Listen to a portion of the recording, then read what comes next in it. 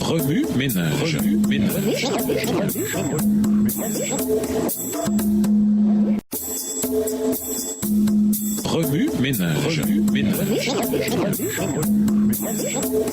Bienvenue dans votre émission Remue ménage. Nous voilà à la leçon de mercredi.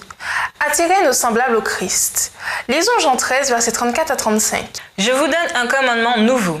Aimez-vous les uns les autres, comme je vous ai aimés. Vous aussi, aimez-vous les uns les autres. À ceci, tous connaîtront que vous êtes mes disciples, si vous avez de l'amour les uns pour les autres. Le monde dans lequel nous habitons est de plus en plus ennemi de la religion organisée. Les églises, d'un bout à l'autre de la terre, perdent de plus en plus de membres au fil des années. Nous connaissons probablement tous un ami ou un membre de la famille qui a quitté l'église. Ce phénomène, bien entendu, ne se limite pas à nos églises adventistes. Il affecte toutes les organisations religieuses. L'une des plus grandes plaintes que j'entends de la part de ceux qui se sont retirés, c'est l'hypocrisie parmi les membres d'église. Bien que les êtres humains soient naturellement imparfaits, je pense qu'il importe de garder en tête ce qu'affirme à juste titre ce vieux dicton. Ils sauront que nous sommes chrétiens par notre amour. Notre monde foisonne de pécheurs assoiffés de l'amour du Christ. En tant que croyants, nous avons la mission de répandre cet amour dans notre vie quotidienne. Si nous accomplissons de petits actes de bonté de façon quotidienne, d'autres remarqueront l'éclat spirituel qui se dégage de nous et chercheront à en savoir plus. Une tâche trop grande, vous dites-vous? Vous serez surpris de voir combien c'est facile. Donnez à Dieu tout le mérite. Peu importe à quel point vous êtes talentueux et combien vous avez travaillé pour atteindre des sommets, c'est uniquement grâce à Dieu que vous êtes bénis.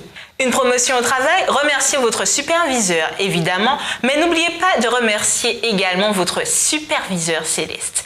Une perte de poids spectaculaire. Les Weight Watchers peuvent vous avoir aidé à ne pas perdre votre objectif de vue.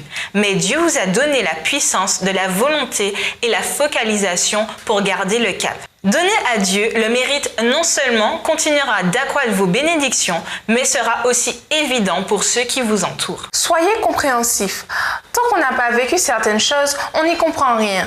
Lorsque nous entendons un enfant crier dans l'avion, lorsqu'un chauffeur grossier nous coupe la route en pleine circulation, ou lorsque le caissier ne se donne même pas la peine de nous dire bonjour, nous sommes prompts à en tirer des conclusions.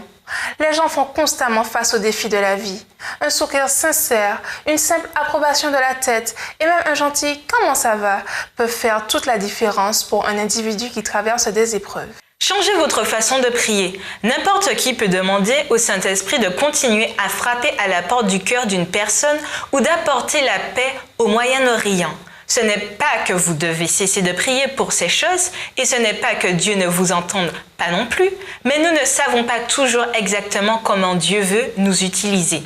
Demandons-lui donc de nous le révéler. Je sais qu'il désire amener le maximum de ses enfants au ciel pour y vivre avec lui. Si nous lui permettons d'œuvrer à travers nous, nous pourrons jouer un rôle très spécial à cet égard. Remue-ménage.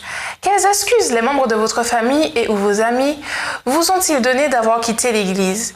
Et quelles raisons leur avez-vous donné de vos croyances et de votre assiduité à l'Église? Maintenant que vous êtes doté d'outils de base, qu'allez-vous faire pour manifester de l'amour à vos semblables lors de vos activités quotidiennes? Au revoir. Et à demain si Dieu veut. Remue ménage. Remue ménage.